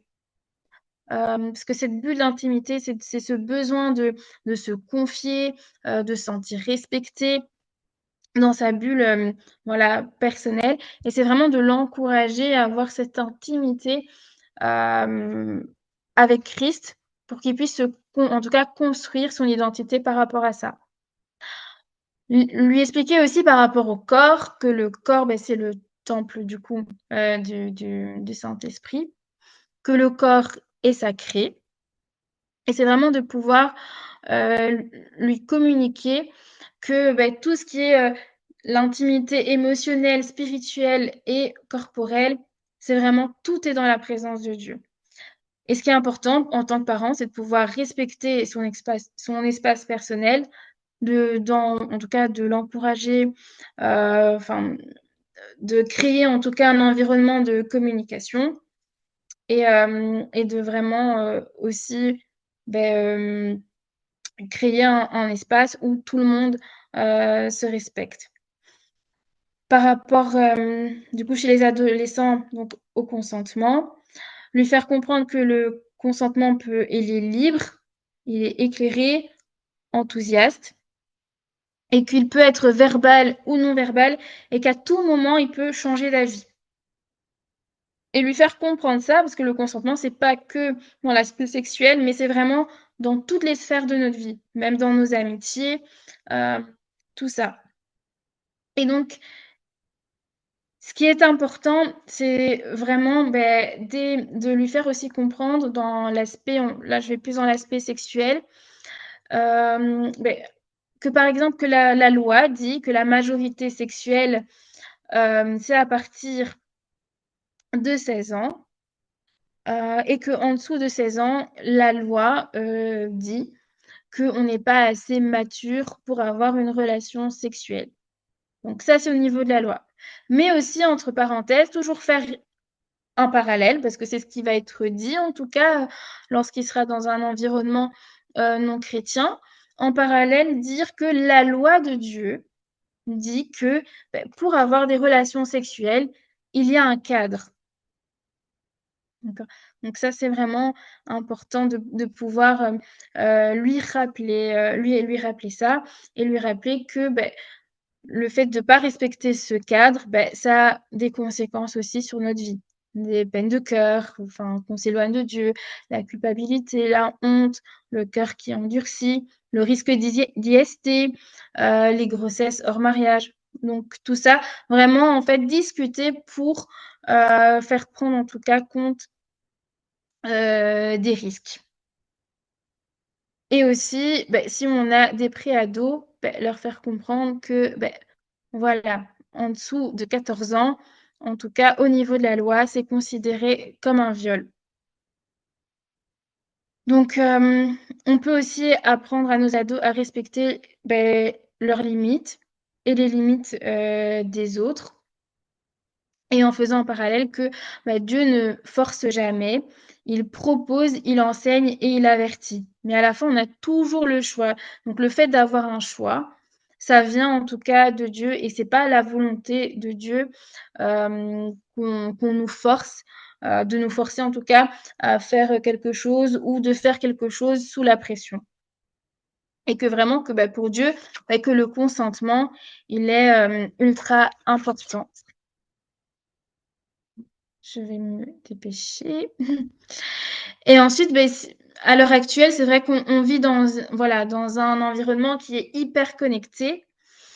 Et donc, au niveau, voilà, les ados et les préados sont vraiment très exposés à la pornographie. Donc, il y a vraiment une banalisation de la pornographie. Donc, on peut en tout cas actuellement se rendre compte que les personnes, des enfants, l'âge en tout cas où les enfants sont exposés à la pornographie, donc c'est entre 9 ans et 11 ans. On estime que 70% des adolescents ont déjà vu de la pornographie avant 15 ans. Et une grande partie des jeunes y sont exposés accidentellement, donc via les réseaux, les publicités. Donc aujourd'hui, c'est vrai que voilà, c'est facile d'avoir accès à des contenus de films X. Mais actuellement, enfin, il n'y a pas longtemps, où il y a certains sites porno qui ont été fermés. Et donc, l'effet sur le cerveau par rapport aux ados, ça va stimuler le circuit de la récompense, donc ça va créer de la dopamine, puis ils vont en vouloir plus et ça peut en tout cas amener à une certaine addiction et on peut en devenir dépendant des films pornographiques. Alors, si jamais un jour vous surprenez votre enfant qui regarde un film pornographique, le but c'est de ne pas avoir il ne faut pas être dans la morale parce que je pense que l'enfant lui-même sait que ce n'est pas bien. Si c'était pas bien, il le ferait pas en cachette. Mais ce qui est important, c'est de pouvoir avoir vraiment une discussion ouverte et se demander pourquoi elle a eu besoin d'aller regarder un film porno, pouvoir bien lui expliquer que ce n'est pas la réalité, que ce n'est pas ça la vraie vie. Car cela, ça peut aussi avoir un impact sur leur sexualité plus tard, à l'âge adulte, dont voilà, l'addiction, mais aussi des attentes irréalistes par rapport à la sexualité. Pour les garçons, des troubles de direction, du désir, dans la vraie vie, une difficulté à établir des relations affectives et stables, et une vision déformée du corps, du plaisir et du consentement. Et surtout que ça donne une image de la femme aussi très dégradante et négative. Et donc, il y a ce qu'il faut faire aussi attention par rapport au réseau, c'est la cybersexualité. Donc, le sexting, faire attention à ce que, bien prévenir que, voilà, tout ce qui est posté, photos, vidéos à caractère sexuel ou même message, ça reste sur Internet et ça ne s'efface jamais.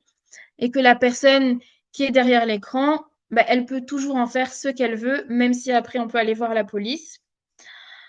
Faire attention aussi, voilà, aux personnes qui peuvent parler en ligne, que ça soit à travers les jeux vidéo ou les réseaux sociaux, parce que des fois, derrière l'écran, peuvent se cacher des prédateurs sexuels, des pédophiles. Faire attention qu'ils n'aillent pas, voilà, qu'ils n'envoient pas des photos d'eux, qu'ils n'aillent pas dans des rendez-vous donnés. Vraiment faire de la prévention sur ça. Euh, Et du coup, il y a aussi le cyberabus. Donc, il y a le sextorting. Donc, c'est les menaces de publier des photos pour obtenir plus. Le revenge porn, donc c'est une vengeance après une rupture. Donc, si on a envoyé des photos, vraiment sensibiliser par rapport à ça. Et comment prévenir? C'est de parler avant l'exposition. Ce que je vous demande, c'est de vraiment, voilà, quand si votre enfant a un téléphone, c'est de pouvoir vraiment être là, lui expliquer, vraiment l'accompagner dans ce processus. Pas le laisser juste tout seul avec un téléphone, mais vraiment être là à l'accompagner, à l'expliquer à avoir. Donc, il y a vraiment moyen maintenant de contrôler ce que votre enfant fait, de mettre même des temps de limite. À un moment donné, il ne sait plus aller sur les réseaux. Donc, le dialogue est vraiment ultra important. Encadrer les usages numériques, rester donc une figure de confiance. Donc, c'est important de pouvoir parler sans tabou. Et ce qui est important aussi en tant que parent chrétien, c'est vraiment d'être le gardien de son enfant, de prier, de l'instruire dans l'amour. Et voilà, plus tôt on parle des choses avec des vrais mots, donc mieux c'est. Donc notre rôle, le rôle des parents en tout cas, c'est vraiment de pouvoir enseigner, de donner une vision biblique en tout cas de la sexualité, qu'ils puissent vraiment bien comprendre, d'installer un climat de confiance, de poser des limites claires aussi et de prier avec eux et pour eux. Donc voilà, j'essaie de faire au plus vite. Voilà. Merci.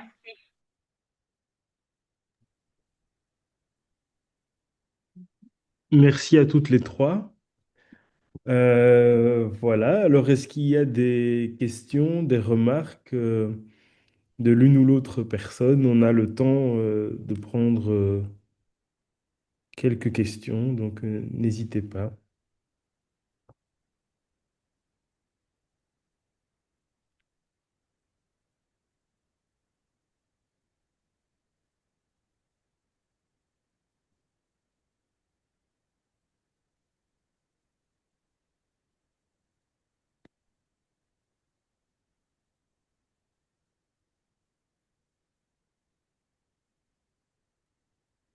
Non, il n'y a pas de questions, pas de remarques. Euh, Comme il est déjà 20h30, on peut... Non? Oui, Ah oui, bonjour, Bonjour. bonjour Mehdi. Voilà, j'avais une petite préoccupation, hein. C'est par rapport, c'était le premier thème sur l'homosexualité. Euh, je me posais quand même la question pendant que la sœur exposait, je me posais la question de savoir est-ce que on peut naître homosexuel comme on nous fait croire, ou bien c'est simplement, ça peut être une influence sociale. Puisqu'on parlait on parlait de malédiction derrière, j'aimerais vraiment qu'on puisse m'éclairer sur la question. Un enfant qui se retrouve est homosexuel ou alors qui ne se reconnaît pas dans un corps d'homme, mais plutôt dans un corps de femme, est-ce que c'est quelque chose qu'on peut estimer être naturel ou bien c'est une influence sociale?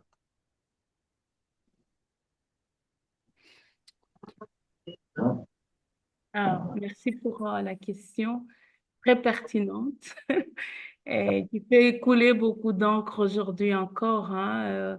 Et c'est vrai que il y a toute la part de la construction sociale. Donc, voilà, je vis dans un environnement avec une culture, avec un discours et à un certain moment, par rapport à comment je suis regardée, comment je suis parlée, comment je suis accompagnée, je peux arriver à me sentir mal dans ma peau parce qu'il y a un impact peut-être des paroles, peut-être du désir des parents qui voulaient peut-être un garçon alors que je suis une fille. Comment est-ce que j'ai été perçue et comment est-ce que je reçois cette perception des parents sur moi? Ça peut entraîner à arriver dans cette dysphorie du genre. Et aujourd'hui, il y a des discours qui voudraient dire que voilà, c'est naturel, on est né dans un mauvais corps. Voilà, c'est ça. Mais en tout cas, des convictions personnelles avec les lectures faites, je pense qu'il y a une construction sociale qui prend une plus grosse part que quelque chose de naturel et de tout simplement, je suis né dans un mauvais corps. Et euh, l'autre élément que je pourrais apporter, c'est un peu ces personnes qui étaient dites hermaphrodites autrefois, qui naissaient avec les deux sexes ou qui ont des chromosomes un peu mélangés, où c'est très compliqué de pouvoir clarifier la question de leur genre et de la manière dont ils se sentent dans ce corps-là finalement. Et ça reste, voilà, ils sont nés avec cette dysfonction, comment avec ces chromosomes qui sont mélangés, qui ne laissent pas la place à à la clarté par rapport à comment ils peuvent se définir. Et encore une fois, là, il y a eu un souci dans les divisions cellulaires, tout simplement, qui ont fait que, voilà, malencontreusement, j'ai une malformation et c'est comme ça. Et finalement, même là, dans ce cas-là, il y a toujours moyen d'accompagner la personne et la loi, autrefois, on disait, c'est les parents qui choisissent le sexe qu'on va donner à l'enfant parce qu'il est indéterminé, on ne sait pas trop. Et les parents qui se disaient, moi, je veux un garçon, ben, on va définir cet enfant-là comme étant un garçon et on l'éduque comme ça. Donc, cette influence sociale qui va être là et qui va faire que l'enfant, à un certain moment, si pour lui, il n'accueille pas cela ou que c'est trop compliqué pour lui, il va verser dans ces transgenres-là pour dire, mais je vais chercher plutôt prendre un autre genre parce que là, je me sens bien. Donc, aujourd'hui, il y a encore beaucoup d'études qui doivent être poussées plus loin pour déterminer. Mais en tout cas, il y a une grosse part de la construction sociale et ben, dans les cadres de quoi de sexe indéterminé, ben voilà, là, c'est une malformation qui doit être accompagnée vraiment avec beaucoup plus de clarté. Maintenant, bon, je ne verserai pas dans des malédictions, même s'il y a un enfant qui va naître avec un sexe indéterminé. Je dirais plutôt c'est la part des malformations dans la division cellulaire. Et encore une fois, n'oublions pas tout ça aujourd'hui, tout ce qu'on est en train de vivre, c'est parce que le monde, finalement, il a été impacté par le péché. Dans la pensée de Dieu, la perfection de sa volonté, il était question d'un homme et d'une femme. Mais parce que Exactement. le péché a pris place, on dévie, même dans cette construction-là, comment est-ce qu'on va construire cet enfant?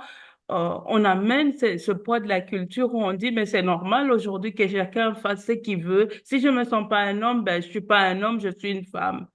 Et il y a toujours ce côté-là où on va pousser beaucoup les discours et même quelque part amener des gens à pouvoir choisir d'être un peu comme ça, perdus dans leur genre. Mais ça n'exclut pas la réalité que les gens peuvent vivre dans leur corps où ils se sentent mal et tout ça. Mais c'est l'accompagnement qui doit peut-être être teinté de beaucoup plus de la pensée, comment est-ce que je peux définir ça? De la pensée de Dieu pour ceux qui sont chrétiens, et puis les autres, ben voilà, c'est malheureux, mais leur dire toujours, est-ce que si je me sens pas un homme le matin, surtout que voilà, les temps où on définit les gens, ici, on laisse même des enfants de 10 ans dire, mais je suis pas un garçon, je suis une fille. Et je vais devenir chrétienne au lieu de chrétien. Donc, il y a vraiment tout un accompagnement clair et des discours à pouvoir poser par rapport à la question. Ouais.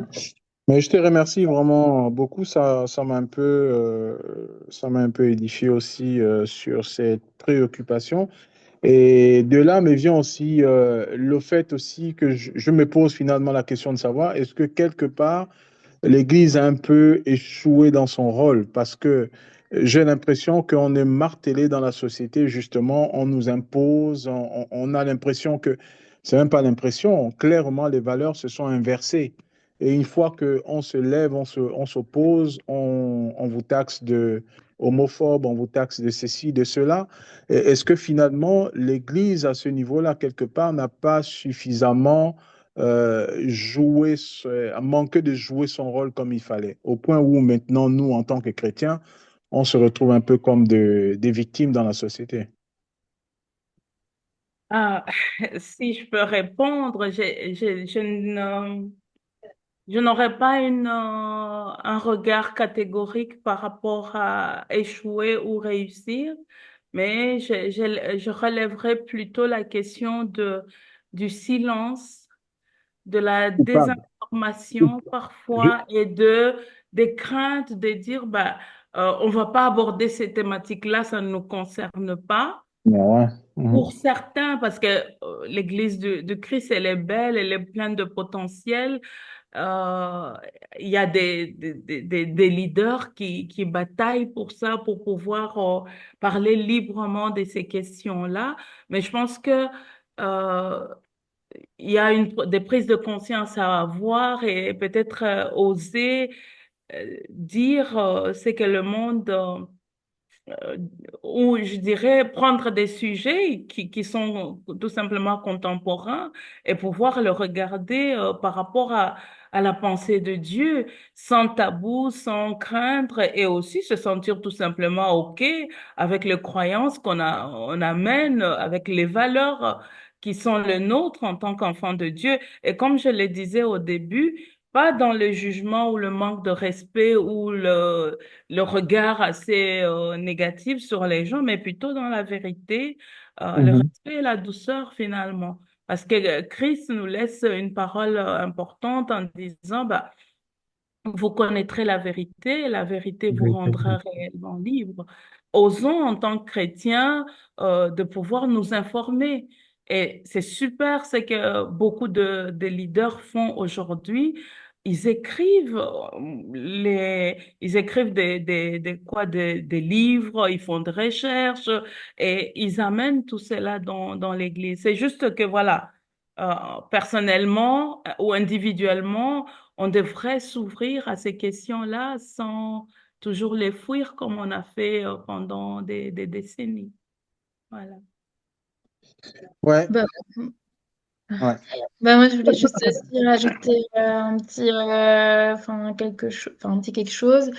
C'est que la plupart des gens, par rapport à voilà tout ce qui est les questions d'identité de genre ou tout ce qui est l'homosexualité ou même, j'irai plus loin, l'avortement, tous ces sujets-là, toutes ces personnes, elles pensent que les causes pour lesquelles, parce que pour elles, ce sont des causes, les causes pour lesquelles elles se battent, ce sont que c'est juste en fait.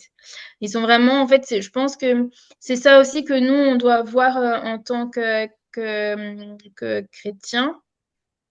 C'est que les personnes, en tout cas, qui se battent par rapport à ça, elles pensent que ce qu'elles font, c'est juste, qu'ils sont Exact, tolérants, exact. que c'est Ouais. de l'amour, et que si on dit, enfin, qu'on a un discours différent, c'est qu'on n'est pas tolérant, qu'on n'est pas dans l'amour, enfin, je veux dire, tous ces choses-là.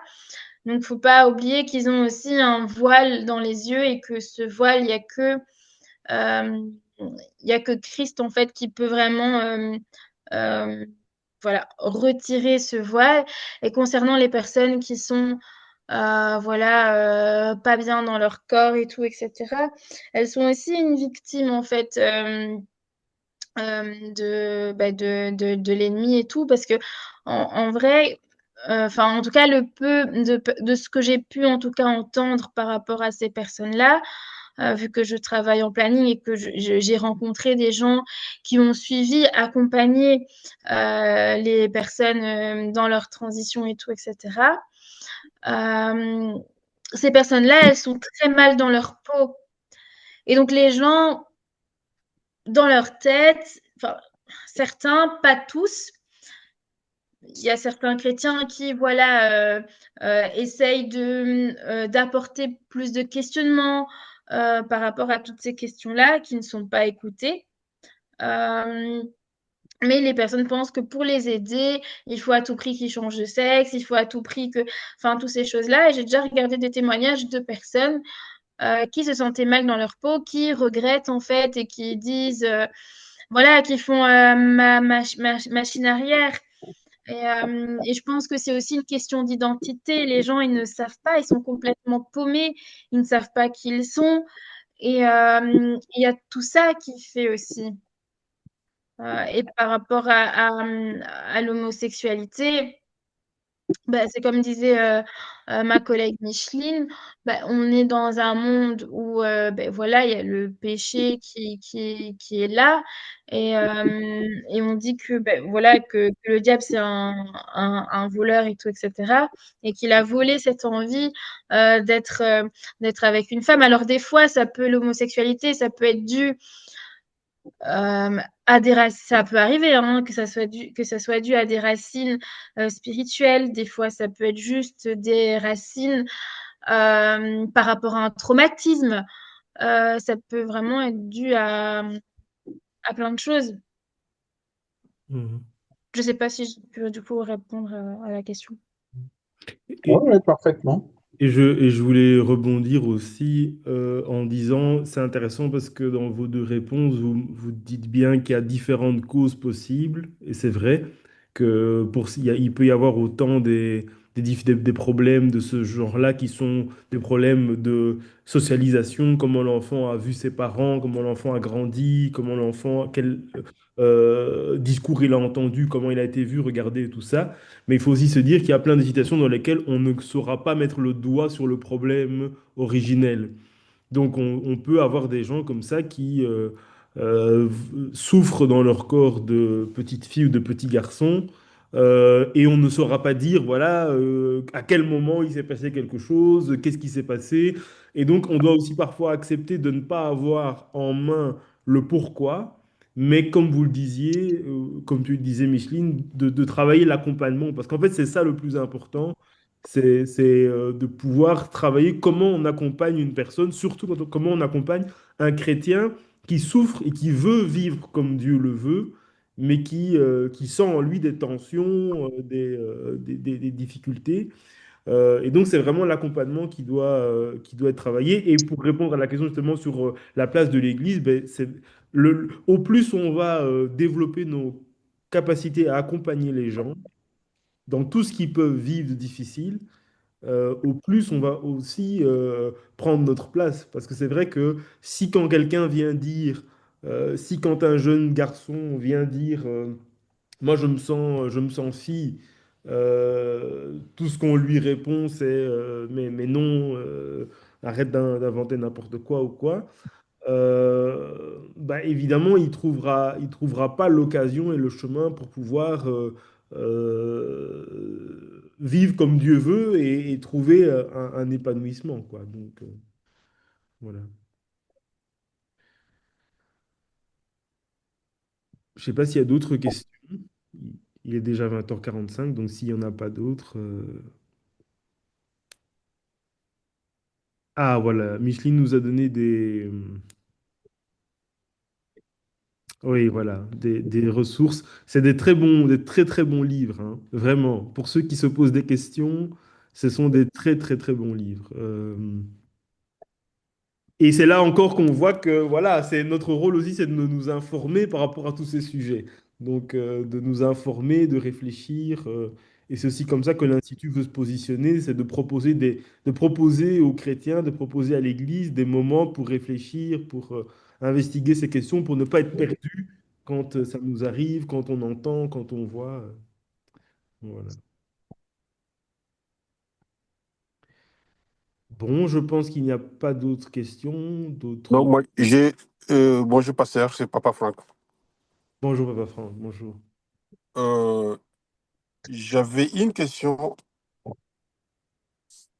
au sujet de tout ça. Je me disais que j'ai trouvé toutes ces expositions beaucoup plus scientifiques, mais concrètement et pratiquement, et d'une manière pratique, comment est-ce que nous, chrétiens, pouvons-nous faire? Parce que j'ai trouvé beaucoup de sciences, tout ce que vous dites, c'est beaucoup plus scientifique que les personnes euh, qui encadrent tous les parents ne sont pas vraiment dans ce même optique que vous qui êtes en train de vous spécialiser dans ce domaine.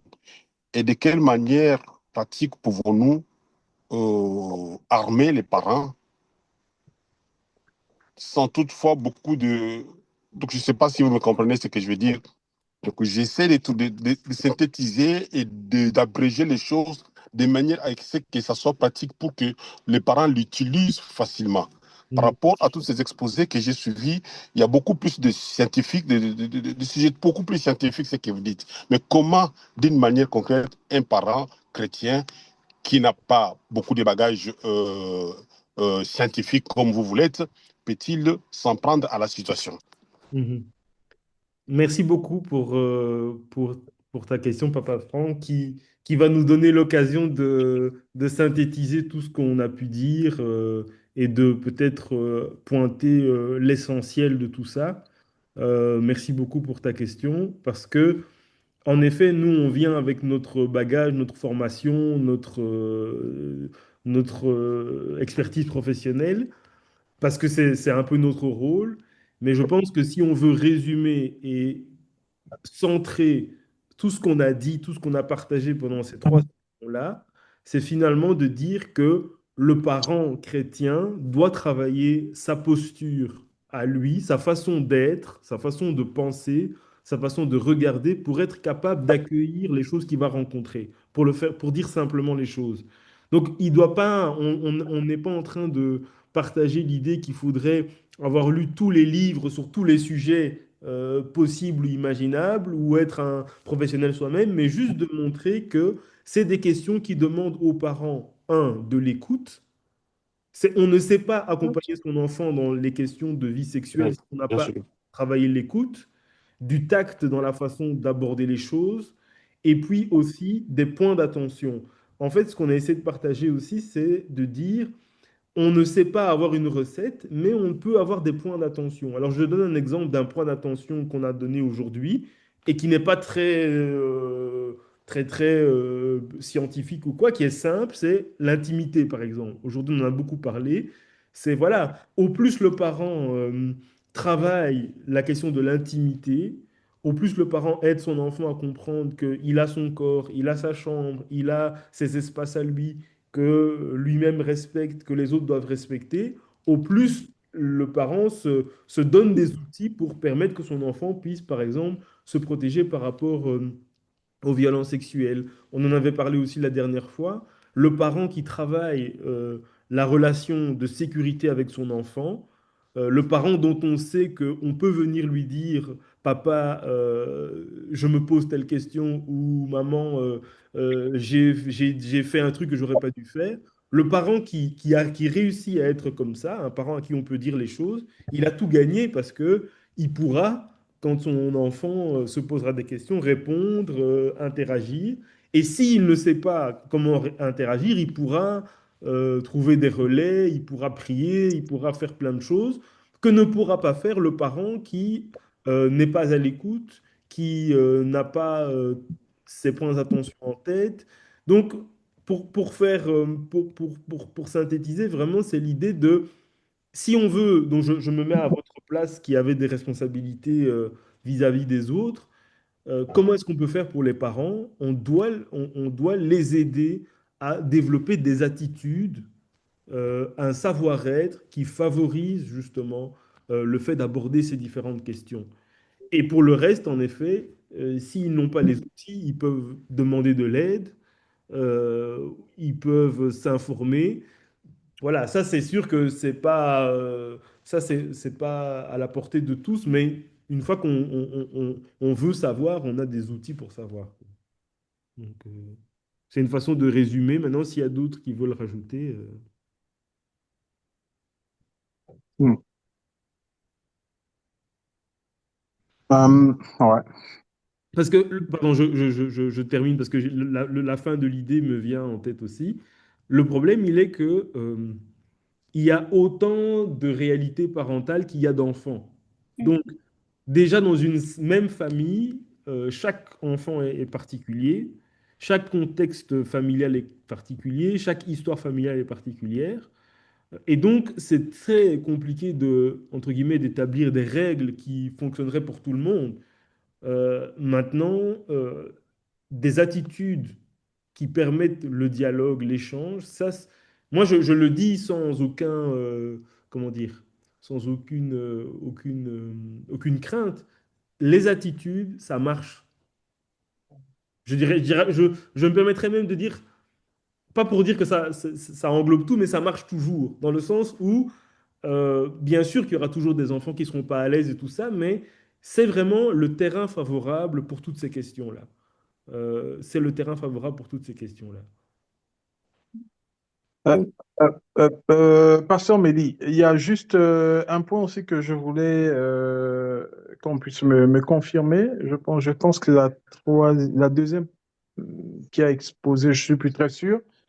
Quand on parlait de la façon dont on doit détecter que l'enfant a besoin de son intimité, a besoin d'être seul, on a donné un exemple, des exemples concrets, par exemple, un enfant euh, qui, à un moment donné, on se rend compte que quand il est dans la salle de bain, par exemple, ne veut pas que sa maman ou son papa puisse entrer. C'est donc en ce moment-là qu'on détecte, c'est juste en ce moment clé qu'on on peut détecter que l'enfant a besoin réalise réellement son intimité et a besoin vraiment de son intimité. C'est bien ça? Allô? Oui, oui. Oui, je pensais, c'est moi qui avais donné un petit peu l'exemple. Donc, oui. Il y a quelqu'un qui peut fermer son micro? Parce que... Ah, ok.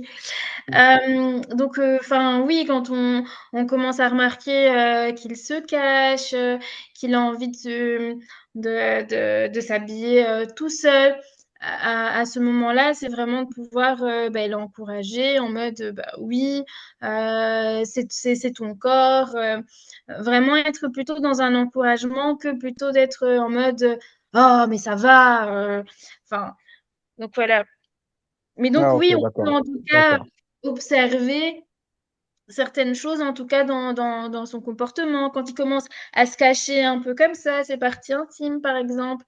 Ça peut être des signes, en tout cas, que oui, que là, il commence, en tout cas, voilà, rentrer dans cette phase de pudeur.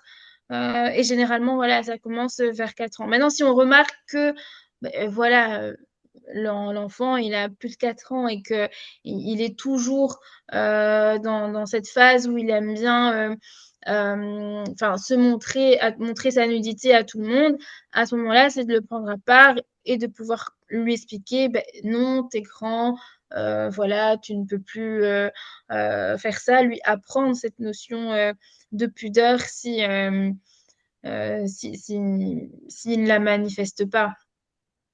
Ah ouais, d'accord. Et ça, il faut absolument le faire ou bien ça dépend d'un enfant à un autre. Si par exemple un enfant qui a plus de 4 ans estime que c'est pas gênant, est-ce qu'il faut absolument le faire? Est-ce qu'il y a un problème vraiment ou bien ça dépend d'un enfant à un autre? Généralement, voilà, la plupart des enfants vers 4 ans, ils vont avoir cette notion de pudeur. Mais après, s'il ne l'a pas, je pense que c'est important en tout cas de pouvoir lui dire pour qu'il comprenne que c'est son corps, que tout le monde ne peut pas le voir, que c'est privé. Oui, c'est important parce que s'il pense qu'il peut montrer sa nudité comme ça à tout le monde, si on ne lui dit pas, si on ne met pas de cadre, malheureusement, si voilà, il tombe envers un adulte qui va être malveillant, il va pas comprendre que c'est Mhm. intime, que c'est pour lui, que c'est son corps. Donc, il a besoin de cadre. Ça, oui. Ok, merci. Moi, je voulais juste rajouter une petite chose par rapport à la question de Monsieur Franck. Euh, le- Ici, vraiment, ce qu'on a amené, c'est vraiment déjà nous conscientiser à l'importance en tant que parents de pouvoir parler des sexualités avec nos enfants. Et c'est vrai que si déjà il y a une prise de conscience de notre responsabilité par rapport à cette thématique-là, ça va déjà beaucoup nous aider à pouvoir suivre la trame, peut-être avec quelques tips qui ont été donnés sans que ce soit forcément trop scientifique, mais le prendre et pouvoir incarner la posture de, ben voilà, le parent bienveillant, le parent à l'écoute, les parents accueillants, les parents qui responsabilisent, les parents qui transmettent des valeurs, mais aussi les parents réconciliés avec sa propre sexualité. Parce que des fois, c'est ça, c'est là aussi que ça peut coincer et on ne sait plus aller plus loin. Et c'est vrai que moi, je vous encouragerais vraiment de revenir.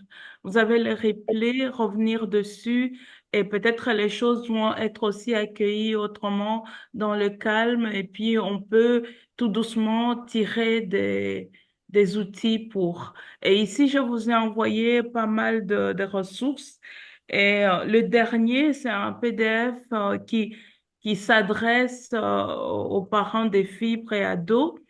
Et celui-là, c'est un peu, c'est pas un chrétien qui l'a fait, mais il pose des mots justes. Et on peut aussi l'explorer pour voir comment est-ce que on peut prendre quelques éléments de cet outil-là pour pouvoir accompagner nos enfants en tant que parents par rapport à la question de sexualité. C'est vraiment, encore une fois, je dirais, lever les tabous et lever un peu les craintes qu'on a, oh, je ne connais rien, je sais rien. Il s'agit pas d'être expert pour pouvoir parler de sexualité à ses enfants, mais c'est plutôt ben, avec les connaissances qu'on va engranger et surtout avec les valeurs que Dieu nous transmet, on peut pouvoir vraiment prendre notre rôle librement et pouvoir parler de sexualité à nos enfants. Ouais. C'est une très bonne façon de conclure. Merci à toi. Il y avait une dernière question qui peut-être pourra être l'objet de peut-être des discussions en dehors de la réunion. Vous, vous m'entendez? Oui, oui, oui. Oui, la question c'était que vous qui êtes dans le domaine et qui faites un peu les études là-dessus, quelle est la comparaison que vous avez peut-être rencontrée? Est-ce qu'il y a eu d'abord une comparaison entre de ces phénomènes dans le milieu judéo, dans les milieux judéo-chrétiens authentiques, pas le milieu dans lequel nous vivons, qui est un peu beaucoup plus pollué par la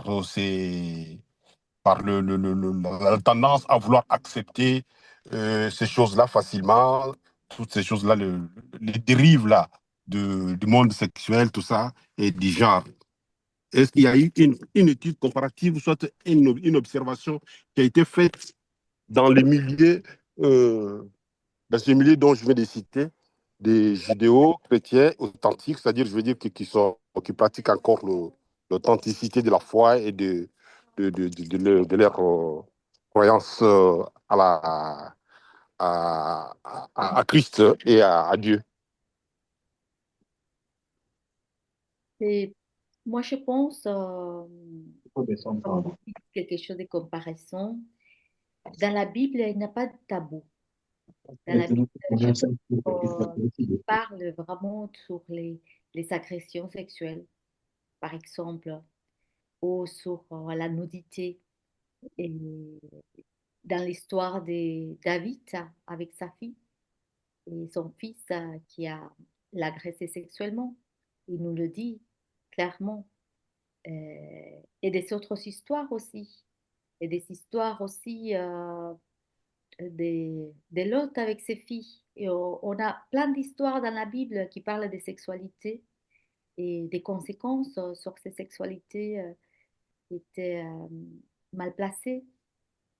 Donc je pense que la Bible nous amène à des sujets d'actualité qui étaient déjà dans cette culture judéo-chrétienne qui était là et qui, heureusement, ils n'ont pas eu de tabou pour nous le transmettre et qui peut nous aider maintenant aussi pour pouvoir venir avec une histoire biblique et pouvoir développer sur ces sujets-là.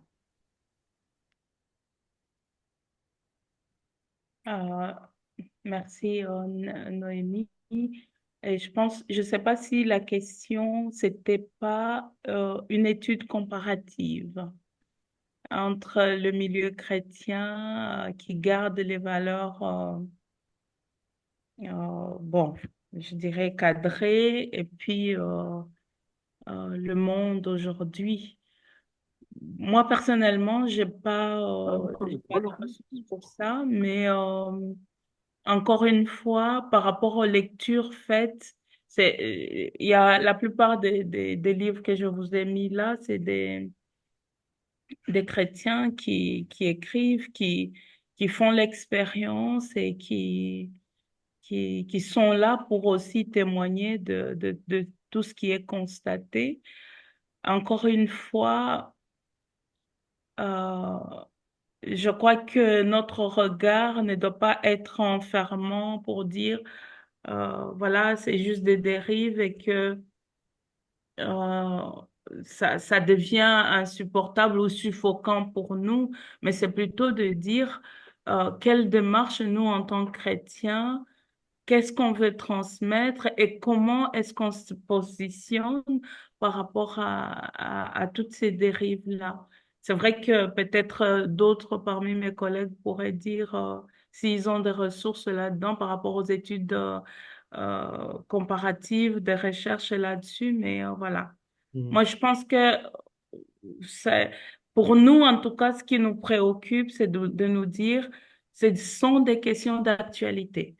Et la responsabilité du chrétien, c'est pas seulement se positionner comme ayant le savoir, mais c'est aller à la rencontre de l'autre et de pouvoir tout simplement rester dans sa posture et afficher son identité, tout en accueillant l'autre aussi qui est ignorant de la loi de Dieu et qui vit selon les lois qui le gouvernent. Et ça doit nous animer même quand on est face à toutes ces dérives. Et garder son identité et rester cohérent sans stigmatisation de tous ceux qui vont, comme on peut dire, qui dérivent. Et vraiment la notion de, comme ma collègue Aurélie disait, euh, pour eux, ils vont bien. Pour eux, c'est OK. Pour eux, c'est bon. C'est la loi qu'ils connaissent. C'est la loi qui les gouverne. Mais pour les enfants de Dieu que nous sommes, à la loi de Dieu, face à nous-mêmes, on peut accompagner ou faire face en gardant nos valeurs dans le respect, l'amour finalement et l'accueil. C'est ce que Christ fait. Mhm. Merci beaucoup, merci beaucoup. Cette fois-ci, on va vraiment terminer puisqu'il est 21 heures. Euh, Vous allez recevoir encore une fois le lien pour le replay qui sera du coup plus long puisqu'on a fait 2 heures aujourd'hui. Vous avez vu que dans le chat, il y a les ressources. N'hésitez pas à les copier pour pouvoir y retourner facilement. Et si à la suite de ce webinaire, vous avez d'autres questions, n'hésitez pas à nous les envoyer parce que d'une part, ça pourra nous permettre de nous contacter les uns les autres, enfin de réfléchir et de pouvoir peut-être revenir sur ces sujets-là. Et peut-être proposer d'autres thématiques, parce que là, on a abordé différents types de sujets, on a été sur différentes thématiques, mais on pourra aussi éventuellement revenir sur, proposer d'autres sujets à l'avenir qui rencontreraient davantage vos préoccupations. Donc n'hésitez pas. Nous restons disponibles et nous restons aussi disponibles pour les retours sur ce webinaire, ce qui a manqué, ce qui était positif, ce qui est à retravailler, puisqu'on veut aussi pouvoir s'améliorer dans les webinaires à venir, quoi. Donc voilà, sans plus tarder, nous vous souhaitons une belle soirée et on reste à vos dispositions par mail hein, s'il y a d'autres questions, d'autres questionnements ou des questionnements plus individuels. Nous avons aussi des consultations où nous pouvons accompagner les uns et les autres. Donc, bonne soirée. Et merci à tous de votre participation. Merci à tous. Bonne soirée.